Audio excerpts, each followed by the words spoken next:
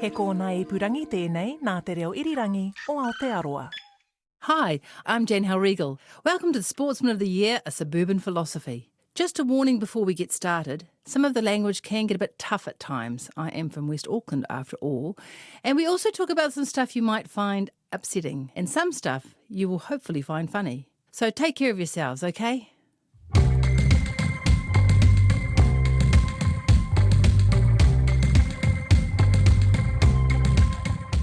Once I had a chat to Michael Stipe from REM at an after-party in Melbourne. I would never approach anyone at those sorts of functions without being introduced, so I was sitting forlornly in a corner, sipping on a wine, minding my own business, when he come up to me and said, "Why do you have wanker written on your boot?" Yes, I did have the word wanker written in a dark black felt pen on my brown bloodstone boot. I replied, because someone wrote on them while I was in the studio recording my album. So that got us talking about music, which of course was the only thing I wanted to talk about. And I told him how much I liked REM's earlier work and how it was very influential. He was very interesting and I was relieved to have someone to talk to. The moral of the story is, if you are shy and would like help talking to super famous people in an overwhelming situation, perhaps this sort of approach will help. It will ruin your boots though.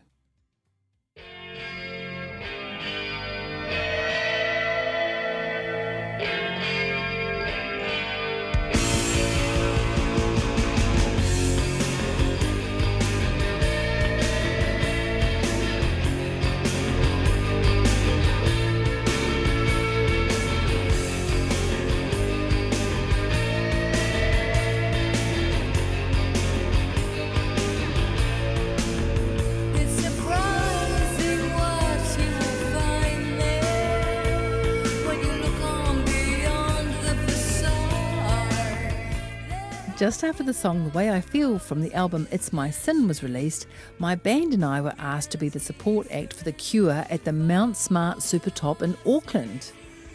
It would be by far the biggest audience I had ever played, and I was very nervous in the days leading up to the show. Not helped by the steady stream of inquiries as to whether I thought I would meet Robert Smith, The Cure's singer and songwriter. A few days before the show, I remember hearing someone plugging the concert on a local commercial radio station, and the radio jock said, "And support for The Cure is someone from Switzerland or something called Jan Halregel. Here is his song, The Way I Feel." It was a bit of a surprise to a lot of people that I was just Jan from West Auckland, but for a while there I was treated as truly exotic. I believe my music was played a lot more when everyone thought I was from out of town. Anyway, back to Mr. Smith. On the night of the show, we arrived backstage at Mount Smart Stadium to find a glossy, fabulous cream and brown caravan, and it was all for us, the support band. Inside the caravan was a rider of assorted beverages, I think I brought the whiskey, and a lovely Formica table to sit around. Everyone in our party was extremely excited about the prospect of meeting Robert Smith, except me, because I was way too self-absorbed to care. Mostly I was just thinking, I hope I don't screw this up. As call time for our slot approached, everyone in our caravan, except my drummer, Wayne Bell, and me, cleared out to check their gear was on stage. Wayne and I were still blathering on about something when Robert Smith poked his head in the door and said, "Mind if I come in?" No, we didn't mind. Wayne, Robert and I sat around that Formica table having a whiskey and chewing the fat. He asked us about our music and a little bit about this and that, drained his glass and said, "Have a great gig," and left. Just before we went on stage, we said to our crew, "You will never believe this, but Robert Smith popped in to say hello." There were howls of disappointment and disbelief, as you could imagine. So on to the stage we went. The band played well, and it was one of the highlights of my performing career. The audience loved the songs, and considering we were just the support act, we received an amazing response. Afterwards, we went back to the caravan and whooped and hollered about what a great gig we had, while the main act, The Cure, was preparing to go on. Everyone except Wayne and I decided to go out the front and try and get a good position to watch them play. Wayne and I were continuing to blather on over a scotch when once again Robert Smith poked his head in the door and said, "Mind if I come in?" We said, "Sure." Robert told us that he enjoyed our show and thought our songs were great. Then he said he'd better go and play his show, so off he went. Wayne and I jumped out of the caravan and went to have a listen. They were fantastic. Wayne and I saw Robert one more time that night as he popped in to say good night and left. I have no idea where everyone else was that time, but you can imagine the reactions when we told everyone that Robert Smith had been by 3 times and they missed every single visit. For years since, I've had young goths and emos asking me, "Is it true that you met Robert Smith?" And I can honestly say, yes, I did. 3 times.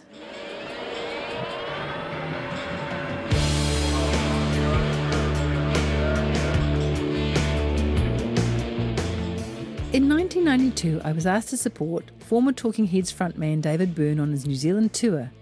Stop Making Sense was the album I played on high rotate in my 7th form year at high school, so it was very surreal to meet him in real life. We played Wellington and Auckland, and I spent a bit of time with him talking about life and music. The first show was Auckland, and we were at the Logan Campbell Centre waiting for our sound check. It is standard for the support act to wait around for hours while the main act works out the best sound and lighting for the night. To be honest, that's all part of the fun. But this night the clock was ticking loudly and the doors were only an hour away from opening.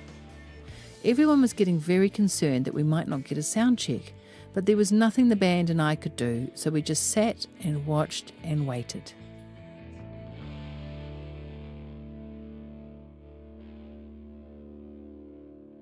David Byrne jumped down from the stage and came up to us and said, "I'm nearly finished, and I know there isn't a lot of time, so why don't you all set your gear up on stage now while we finish what we are doing?" Yes, it's true, he really is that nice. I have this theory that very talented people are very generous of spirit and have great manners. They have an innate confidence that is reflected in the way they act and treat others. It's like they're at ease with the world and how it works. Anyway, we set up our gear while David Byrne finished his sound check. He wrapped up and came over and said something like, "Have a great gig, I look forward to hearing your music." I think we had about 30 minutes left until the doors opened, so we had to hurry to get a sound check done. Wayne Bell was hurriedly tightening drum nuts and the guitarists were mucking around with their guitar amps. We were all very high-spirited and quite excited about performing when we heard a great thunderous voice. "I have a purple shirt." We all looked up and saw this guy saying over and over quite loudly, "I have a purple shirt."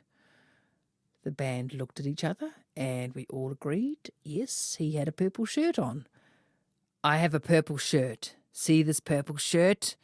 I am the stage manager. Nobody fucking moves until the man with the purple shirt says so." He walked up very close to Wayne Bell and said in a menacing voice, "Get this fucking gear off the stage now." We were all like, whoa. We tried to explain how David Byrne had suggested we start setting up, but he was not listening, and the colour of his face was starting to match the colour of his shirt. Next thing, Greg Peacock of Oceania Sound was on stage in front of Purple Shirt Guy. Very quietly, and with an incredible amount of class and calm, he said, "I have a green shirt. And the thing is, I own all the sound equipment, so if you don't lay off the band, me and my crew are going to pack up all of this gear and we are going to go home." So that was that. It was one of those great theatrical moments in life where the timing was just perfect. We had a 5-minute sound check before the doors opened and we played our show. Then we watched David Byrne. He was amazing.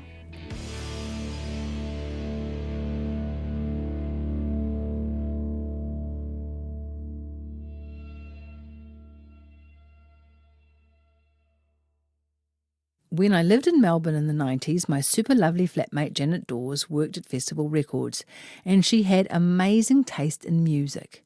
She was always introducing me to new artists and giving me CDs to listen to. One night she came home with Jeff Buckley's Grace. He was a little-known musician from the US then, but Janet said he is going to be huge. and after my first listen, I knew she was right. Some months later, I learnt that Jeff was going to tour Australia, and my then manager, Steve Maurice, asked my record company if I could do the support for him. Because he was such a great unknown at the time, I lucked in and secured support slots in Melbourne and Sydney.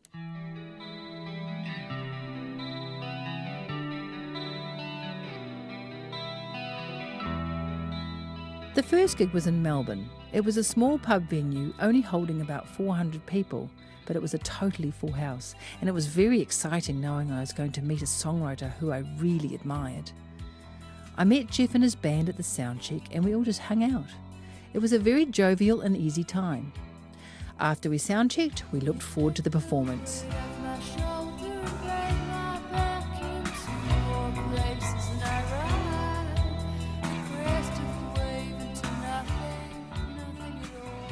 That show was the first time I'd ever been to a pub gig when the audience was totally quiet. Not one person said a word as soon as Jeff played the first note on his guitar until the end of that concert. There were no sounds.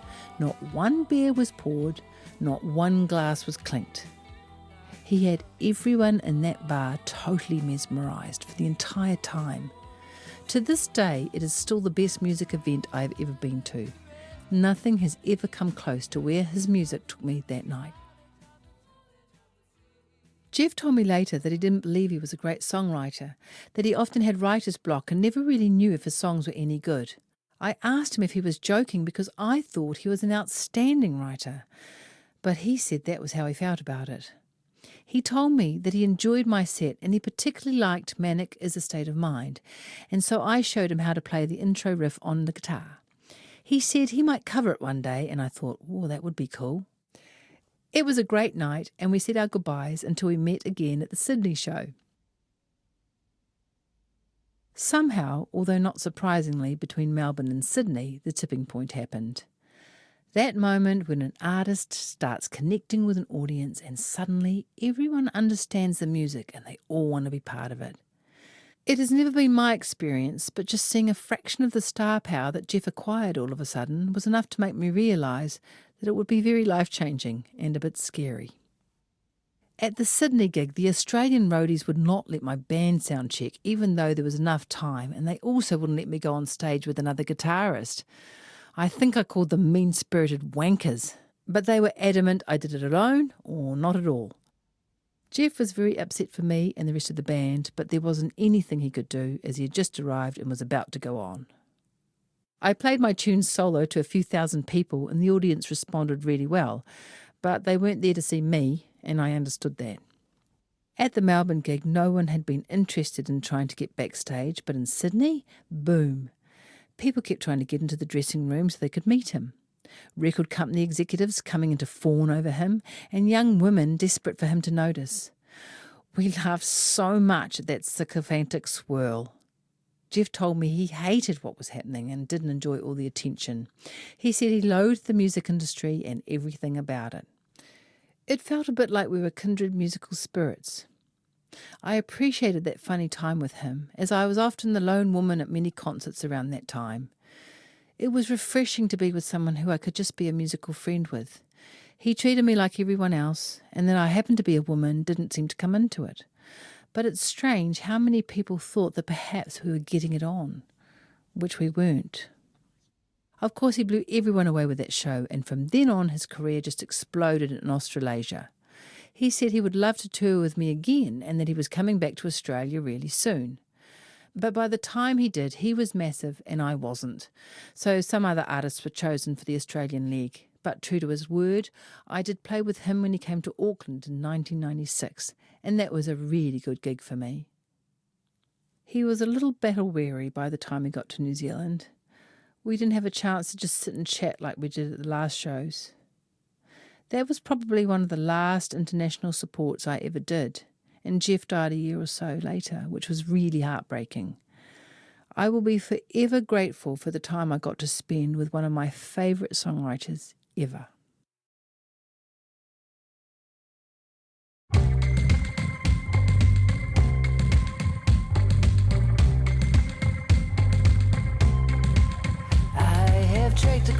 the tundra and I've wrestled in Japan, sailed around the Horn and I've raced the Isle of Man, and it's all following you. This episode of Sportsman of the Year was written and performed by me, Jan Halregal. Justin Gregory was the producer and the engineer was Jana Witter. Tim Watkin is the executive producer. You can get the book Sportsman of the Year, Suburban Philosophy, which comes with a high-resolution download, or you can get the CD too, at my website janhalregal.com or at record stores and bookshops who are stocking Sportsman of the Year. Ask them for it.